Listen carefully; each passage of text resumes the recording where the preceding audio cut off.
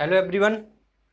मैं हूं आपका दोस्त सत्यम नायक और हम पढ़ रहे हैं जनरल साइंस या सामान्य विज्ञान। ठीक है, आज हमारा चौथा लेक्चर है।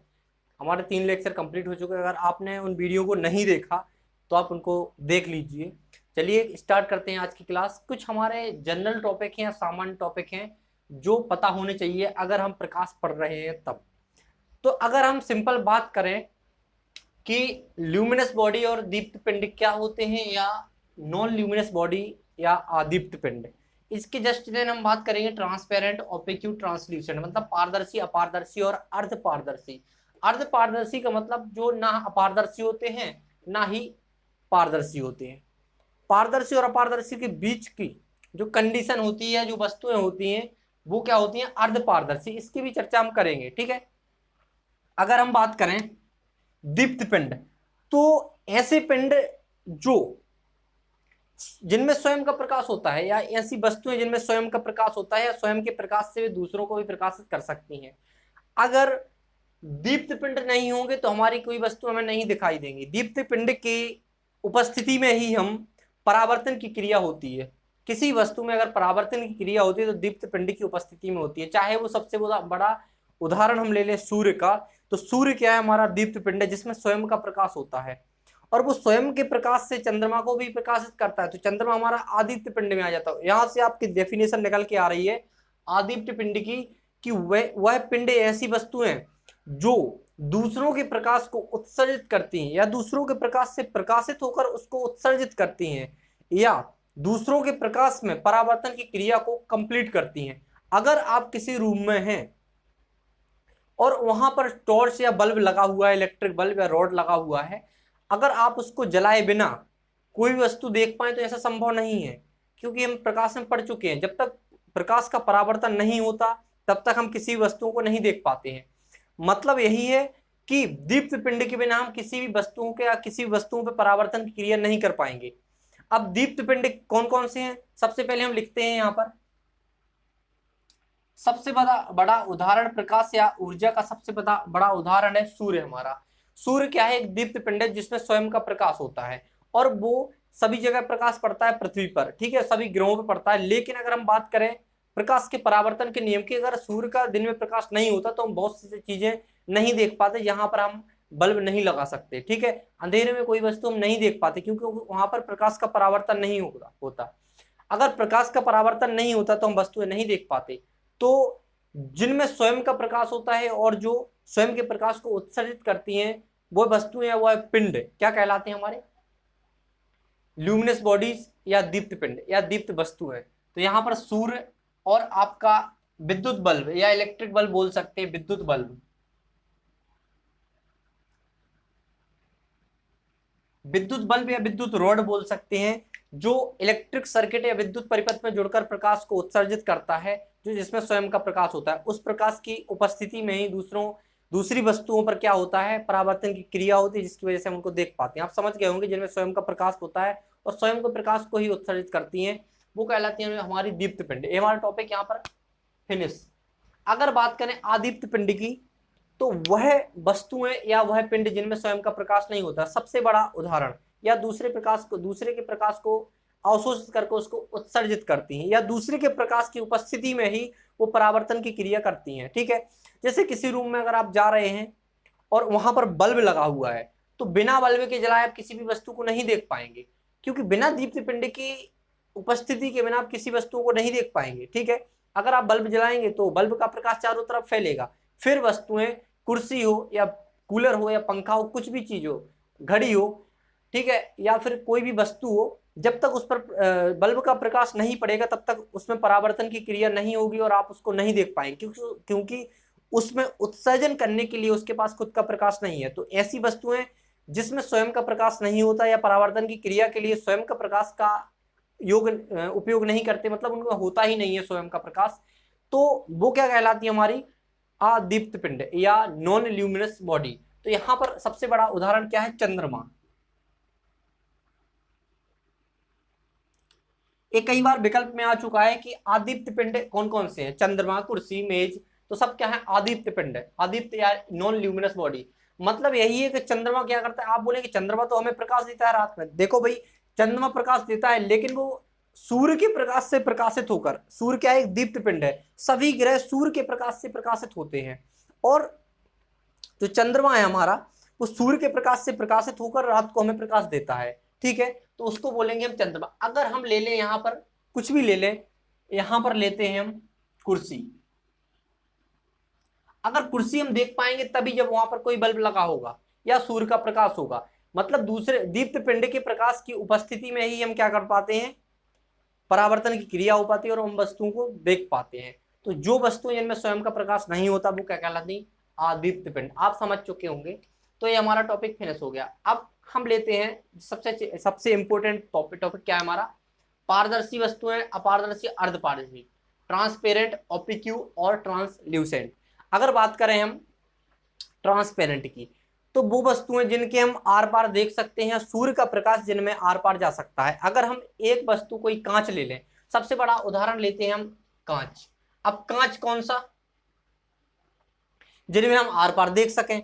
अगर आप किसी कार में बैठे हुए हैं और उसका व्हाइट कांच है और आप अंदर बैठे हुए हैं, तो आप बाहर की चीजें देख सकते हैं, या आप बाहर अंदर से टॉर्च डालेंगे तो बाहर आपकी टॉर्च जाएगी। सबसे बड़ा उदाहरण आप देखें, आप कार में कहीं जाते होंगे तो अगर सूर्य पड़ता होगा सीधा आपके मुंह पे पड़ता होगा, कांच सूर्य के प्रकाश को नहीं रोक पाता।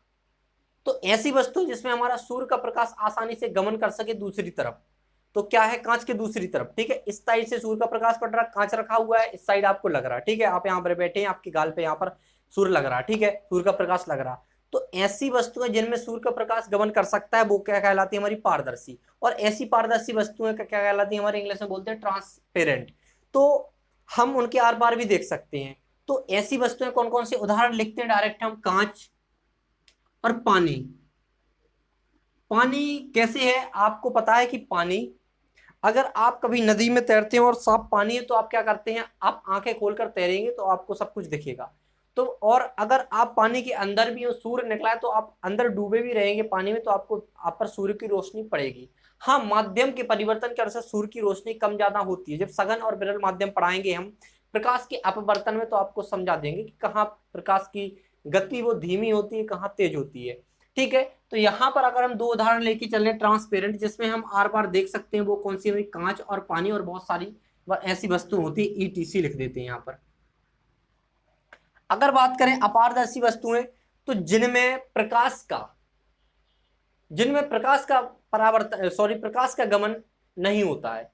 जैसे हम ए डस्टर ले लें और यहां पर प्रकाश पड़ता है, सूर्य भले ही निकला है लेकिन अगर यहां पर प्रकाश पड़ेगा तो हम उस प्रकाश को इस साइड नहीं देख पाएंगे, ठीक है। तो जिन वस्तु में हम एक साइड से दूसरे साइड प्रकाश का गमन नहीं करवा पाते हैं, या टॉर्च आप इस साइड रखें और इस साइड अगर आपकी टॉर्च ना निकले, तो वो कौन सी वस्तुएं हैं, आपकी अपारदर्शी, या बोल सकते ओपेक्यू बॉडीज। अगर हम बात करें परावर्तन के नियम की, तो परावर्तन का नियम किसमें होता है, ओपेक्यू बॉडीज में होता है, ठीक है। अगर हम यहाँ पर इसका बोर्ड का उदाहरण ले लें, आपके सामने बोर्ड दिख रहा है, आपको प्लाई लगी हुई है बोर्ड के ऊपर। अगर हम ये बल्ब जल रहा है यहाँ पर, अगर प्रकाश यहाँ पर पड़ता है डायरेक्ट, इसके अगर पीछे कोई बच्चा खड़ा होगा तो उसके चेहरे पर प्रकाश नहीं पड़ेगा, क्योंकि ये ट्रांसपेरेंट नहीं है, अपारदर्शी, सॉरी क्या है, पारदर्शी नहीं है, ट्रांसपेरेंट नहीं है। एक ऐसी ओपेक्यू है, मतलब अपारदर्शी, जिसमें हम आर पार नहीं देख सकते हैं, या जिसमें प्रकाश हमारा एक साइड से दूसरे साइड गमन नहीं कर सकता, वो क्या कहलाती है, हमारी अपारदर्शी वस्तुएं या ओपेक्यू, ठीक है। अगर हम इसको उदाहरण लें, लकड़ी का कोई भी गत्ता ले लो, आप कोई भी चीज ले लो जिसमें आर पार नहीं देख सकते, जैसे आप दफ्ती लेके जाते हैं एग्जाम देने, तो आप उसको ले लो, लेकिन ट्रांसपेरेंट नहीं होनी चाहिए, वो गत्ते की बनी होनी चाहिए। तो लकड़ी ले सकते हैं, यहाँ पर लकड़ी की वस्तुएं, लकड़ी सबसे अच्छा उदाहरण, लकड़ी ले सकते हैं, ठीक है। और आप कोई भी ऐसी चीज ले लीजिए जिसके आर पार आप नहीं देख सकते, हाथ ही देख लो आप। अगर इस पे हम प्रकाश डालेंगे तो इस साइड अगर कोई चीज है, अगर मार्कर इस साइड रख दिए, यहाँ पर टॉर्च डालेंगे तो मार्कर पर टॉर्च नहीं पड़ेगी, चाहे प्रकाश हो चाहे हम खाली आंखों से देखें तब भी नहीं पड़ेगा वो, ठीक है। तो अपारदर्शी या ओपेक्यू समझ गए होंगे, जिनके हम आर पार नहीं देख सकते, या प्रकाश जिनके आर पार गमन नहीं कर सकता।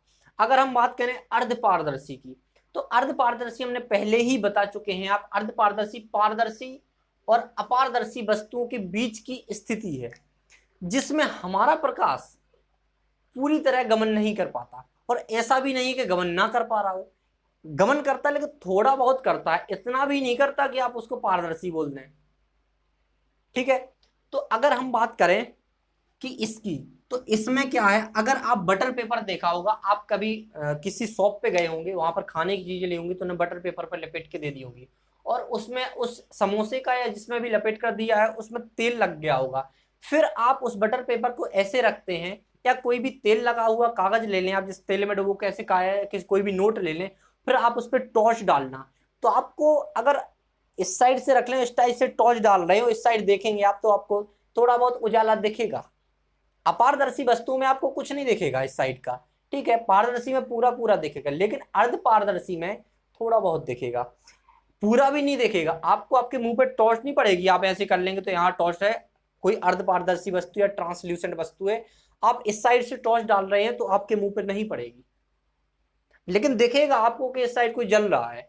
तो ऐसी वस्तुएं क्या है आपकी, आपको बहुत सारे उदाहरण मिल जाएंगे अपने आसपास।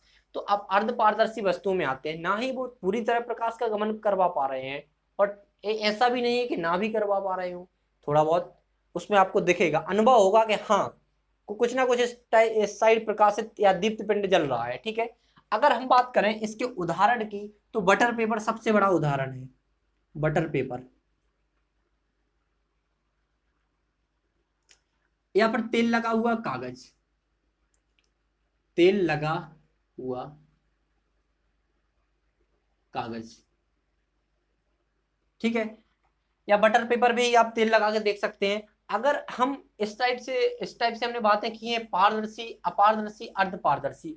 अगर हम रिवाइज करें तो दीप्त पिंड वो होते हैं जिनमें स्वयं का प्रकाश होता है, या परावर्तन क्रिया स्वयं के प्रकाश में ही करते हैं वो, या ऐसे बोल सकते हैं जो अपारदर्शी वस्तुएं होती हैं उनमें परावर्तन की क्रिया दीप्त पिंड की वजह से होते हैं, या प्रकाश की कोई भी क्रिया दीप्त पिंड की वजह से ही होती है। और जो अपारदर्शी वस्तुएं हैं या फिर आदीप्त पिंड है, इन्हीं की आदीप्त पिंड, दीप्त पिंड की उपस्थिति से ही परावर्तन की क्रिया कर पाते हैं। और आपको पता है परावर्तन क्रिया पारदर्शी वस्तु में, सॉरी अपारदर्शी वस्तुओं में या ओपेक्यू वस्तुओं में होती है, जिसमें एक साइड प्रकाश जा रहा हो लेकिन एक साइड ना जा रहा हो। अपारदर्शी आपको पता है बोर्ड आपका अपारदर्शी है, इस पर अगर टॉर्च डालेंगे तो वो इस साइड निकल जाएगी, कहीं ना कहीं इस साइड रिफ्लेक्शन करेगा, ठीक है। अगर हम बात करेंगे पारदर्शी, तो अपवर्तन की जो क्रिया होती है वो आपके मीडियम में होती है, माध्यम बदलने से प्रकाश की चाल बदल जाती है, अपवर्तन में पढ़ाएंगे हम आपको, ठीक है। रिफ्रैक्शन ऑफ लाइट बोलते हैं अपवर्तन के नियम को, सॉरी अपवर्तन की क्रिया, प्रकाश के अपवर्तन, reflection of light, refraction of light, ठीक है। तो ये अर्ध पारदर्शी इन दोनों के बीच में, मतलब अगर प्रकाश थोड़ा बहुत दिखेगा आपको, अगर इस साइड आप अर्ध पारदर्शी वस्तुएं लेते हैं तो आपको लगेगा हाँ इस साइड कुछ जल रहा है, ना ही वो आपके मुंह पे पड़ेगा, ना ही आपको कोई प्रॉब्लम होगी। तो इस टाइप से हमने फोर्थ लेक्चर हमारा कंप्लीट कर दिया जनरल साइंस के या सामान्य विज्ञान का। आशा करते हैं कि आपको समझ में आया होगा। अगर समझ में नहीं आया, और समझ में आया है तो आप लाइक की, समझ में नहीं आया तो आप कमेंट कर सकते हैं।